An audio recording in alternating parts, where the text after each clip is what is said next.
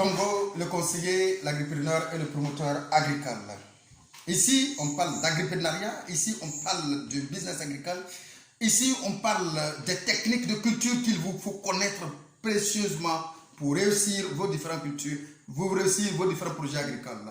Ici, on parle d'agriculture avec un grand A. Ça veut dire que ne soyez pas étonnés de nous voir parler de l'élevage aussi, effectivement. C'est une chaîne qui parle de l'agriculture. Maintenant, nous allons continuer avec notre culture de chou. On va continuer avec la culture de chou, tout simplement parce qu'on a déjà démarré, on va terminer comme promis. Bien, on a fait la pépinière, bien réussi, bien agréable à regarder.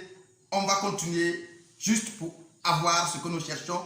Ce n'est pas la pépinière que nous cherchons, même si la pépinière est un passage obligatoire, nous cherchons de bonnes pommes pour la commercialisation. La mise en place proprement dite de la plantation de choux. Alors, ici, c'est très important. On a parlé de la pépinière. J'ai vu des cas où j'ai été invité pour aller effectivement sur la parcelle. Maintenant, qu'est-ce qui s'est passé? C'est la précipitation que le promoteur a eu de mettre en place déjà la pépinière avant même de démarrer réellement les activités de sa parcelle. Erreur monumentale à ne pas copier. Dangereux. Vous savez, les semences coûtent cher. Et vous le savez sans savoir cela. Les semences coûtent cher. Donc du coup, il faut faire attention à ne pas gaspiller vos semences. À ne pas les utiliser pour rien. Très important. Moi, personnellement, lorsque je veux faire mon activité, qu'est-ce que je fais? Je m'arrange effectivement à attendre de finir 80% des activités, de la mise en place de mon activité, de ma culture. Parce que je les ai ciblés, je les ai connus, j'ai déjà ciblé la technique ou les techniques que je vais utiliser pour faire ma culture. J'ai déjà tout ça. Pour ça, effectivement, je vais d'abord finir 80% de ces activités que je trouve utiles et parfois même primordiales pour le succès de ma culture. Je vais d'abord les réaliser avant de mettre ma pépinière en place. Parce que là encore, la pépinière, c'est une autre activité qui a besoin du temps, qui a besoin d'un suivi particulier pour son succès, pour sa réussite. C'est pourquoi il est important de ne pas faire cette erreur de commencer rapidement par la pépinière avant même de finir de désherber votre plantation. Et beaucoup le font. Beaucoup le font. Je vous ai dit, la pépinière ne prend que 21 jours. Donc si vous savez que l'activité qui reste à effectuer, vous pouvez le faire en 21 jours. Mettez votre pépinière en place. C'est-à-dire, s'il reste 20% de l'activité, et sachant qu'il reste 21 jours, et que je sais que je peux faire les 20% là en 21 jours, je mets, ou bien mes 5 jours, ou bien un mois tout au plus, je mets ma pépinière en place. Donc, je finis. Parce que, pourquoi je le dis? Parce que parfois, on fait ça avec précipitation. On fait la mise en place de ces cultures avec précipitation. Mais attendez, non, c'est pas possible. C'est pas évident. C'est pas normal même d'ailleurs. Parce que vous êtes sans savoir qu'on est en train de courir derrière les millions en peu de temps.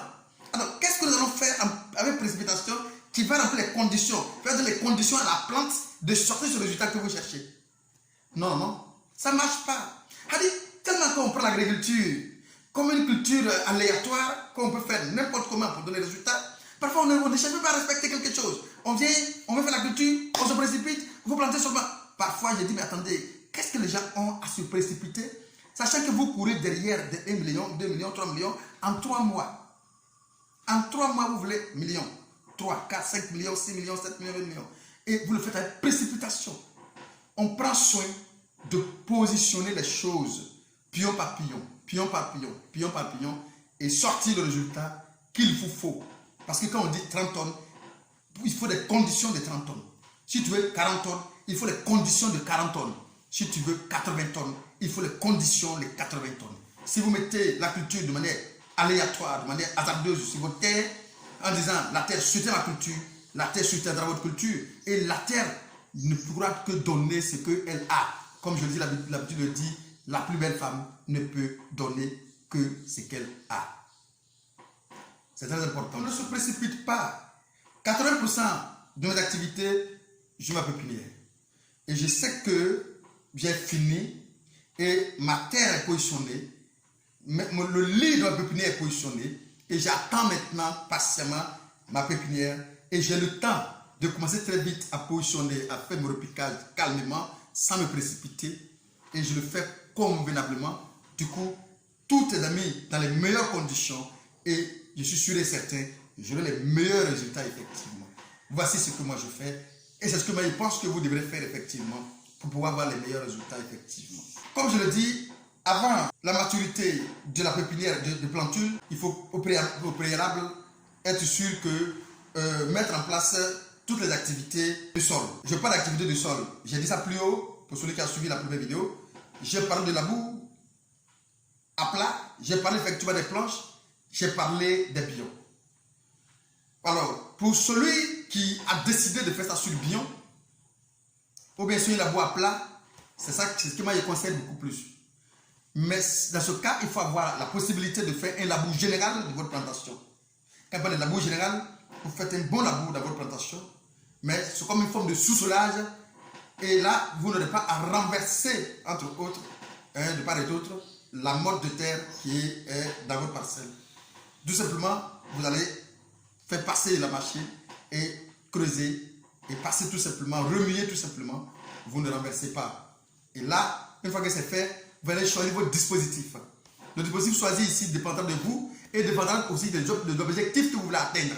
Si votre objectif que vous voulez atteindre est d'avoir des tailles moyennes en fonction de votre clientèle, vous allez essayer de serrer un peu en respectant tout simplement entre lignes, voilà, entre les lignes, vous allez tout simplement faire environ de 0,70 mètres à 0,80 mètres entre les lignes pour serrer un peu, pour essayer d'avoir les pommes de taille moyenne en fonction de votre clientèle.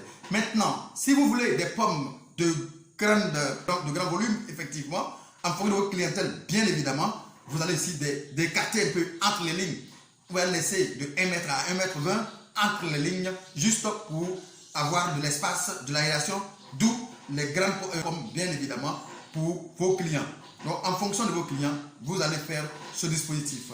Maintenant, sur les lignes, vous pouvez choisir aussi, effectivement, en fonction de votre clientèle, entre 0,3 mètres à 0,60 mètres, en fonction toujours de votre clientèle. Si vous faites beaucoup plus de pieds, vous allez avoir les pommes de taille moyenne, et du coup, si vous faites beaucoup moins de pieds, vous allez avoir de grosses pommes, bien évidemment, et de poids effectivement élevé. Il faut savoir que c'est sur le poids souvent que nous vendons. Donc si la pomme a un bon poids, c'est très intéressant pour le promoteur que nous sommes. Bien. Sur les planches, effectivement, entre les planches, parce que la boue plat et bion, c'est pratiquement le même dispositif. Hein. Donc on va s'éterniser sur ça. Maintenant sur les planches, entre les planches, vous pouvez laisser un écartement qui varie entre 0,5 à 0,60, 0,70, ça dépendra de vous, effectivement. Maintenant, sur les planches, effectivement, le lit de votre culture, vous pouvez, bien évidemment, choisir un écartement entre les plans en quinconce, bien sûr, de 0,3 mètres, 0,40 mètres, 50 mètres, 0,60 mètres, selon votre clientèle, selon vos objectifs, bien effectivement. Donc ici, la préparation de sol, effectivement, a été effectuée. Maintenant, encore le dispositif, maintenant, on peut repiquer tout simplement. Mais attention, attention à ne pas oublier. Ici, il faut savoir qu'effectivement, on peut aussi utiliser de l'engrais de fond ou de la fumée de fond pour notre culture, pour la parcelle, avant de la mise en place de notre culture. Alors, ici, si nous décidons de mettre de la fumure, il faut que la fumure soit bien décomposée et veillez à ce que ça soit effectué 1 mois avant le repiquage. Ça veut dire que toutes les activités ont été effectuées et du coup, on a mis notre fumure 1 mois avant le repiquage, du coup, de sorte à ce que la terre puisse vraiment être incorporée à cette matière organique qu'on a déposée sur la parcelle et du coup, à ce que ça puisse être vraiment utile, facile à digérer par les cultures. Bien. Maintenant, quelle est la quantité, effectivement, s'il s'agit de faire cette culture avec la matière organique bien décomposée? Ça peut être de la fiente de poulet, de la bouse de vache, de la fiente de chauve-souris, de la bouse de cabri. Je peux même parler aussi de vieille bouse de mouton. Ça dépend de ce que vous avez et aussi même du compost que vous pouvez vous-même fabriquer avec tout ce que vous avez comme matière organique autour de vous. Vous pouvez le faire tout simplement. Faites votre composteur, vous pouvez le faire carrément pour alimenter votre culture. Mais pour 1 hectare, effectivement, il faut entre 20 à 30 tonnes de matière organique, effectivement, pour 1 hectare. Voilà. Si on a décidé de le faire avec la matière organique, il faut entre 20 à 30 tonnes pour 1 hectare. D'autres vont aller jusqu'à parfois même 40 tonnes, hein, c'est possible effectivement. Voilà. Donc du coup, avec ça, vous allez pouvoir bien évidemment rentabiliser votre culture. Maintenant, si on veut le faire aussi, on peut le faire aussi avec de l'engrais minéral. Si on a décidé de le faire avec l'engrais minéral, ici, on peut utiliser le MPK. Le MPK 10, 18, 18, 12, 22, 22, 15, 15, 15, 14, en fonction de ce que nous avons. Je pense qu'avec comme engrais de fond, ça marche. À raison de 500 kg par hectare. 500 kg par hectare. Très important de savoir cela. En fait, il faut savoir que cette opération se fait avant le repiquage. Voilà pourquoi on appelle ça engrais de fond. Ça se fait 1 mois avant le repiquage. 7 jours avant le repiquage, il faut, si vous avez la possibilité, remuer bien évidemment votre sol. Et puis maintenant, légèrement, maintenant, avant de repiquer calmement votre culture dans le sol tout simplement. Alors, à la veille du repiquage, il est important d'humidifier votre sol. Parce que si ce n'est pas humide, il est difficile de faire un bon repiquage. Parce que tout simplement, quand on fait le repiquage, si les alentours ne sont pas bien tassés et qu'il y a des poches d'air qui rentrent effectivement, il y aura une difficulté de fixation des racines, difficulté de fixation et d'alimentation des racines. En ce moment-là, il y aura beaucoup de mortalité dans votre culture. Alors, il faut créer un emplacement des plants ou créer un gabarit en fonction du dessin que vous cherchez pour gagner en temps. Moi, par exemple, lorsque j'ai fini de faire les bions, je peux prendre moi-même, j'ai un gabarit que je prends et je passe, je fais des piquets, je fais des trous à l'emplacement où les autres vont le piquer, de sorte à ce qu'ils respectent effectivement la densité que je cherche, parce que quand on leur dit de le faire, ils ne vont pas respecter les dimensions. Du coup, ils ne vont pas respecter la densité que vous cherchez. Donc, on ne va pas faire le nombre de pieds qu'on veut, on ne va pas atteindre notre objectif. Donc, c'est pourquoi moi-même, parfois, je fais un gabarit, je fais le piquetage, je fais les différents trous, et derrière moi, ils sont en train de repiquer, tout simplement, à la distance que moi-même j'aurais choisi en fonction de ce que je vous ai dit tout à l'heure. En fonction des dispositifs, on peut avoir des densités, on peut trouver à 47 000 pieds, on peut aller jusqu'à 54 000 pieds, en fonction, on peut même descendre jusqu'à 35 000 pieds en fonction de la densité choisie. Je pense qu'on a eu le temps de parler de la densité, tout simplement. Maintenant si on est sur les planches, on peut aller jusqu'à 54 pieds, 54 000 pieds à l'hectare. Ça dépend tout simplement de la densité que vous aurez choisie. On ne va pas encore revenir sur ça. On en a parlé longuement un peu plus haut. La suite de notre formation, tout simplement dans la prochaine vidéo. À bientôt pour la suite de votre formation.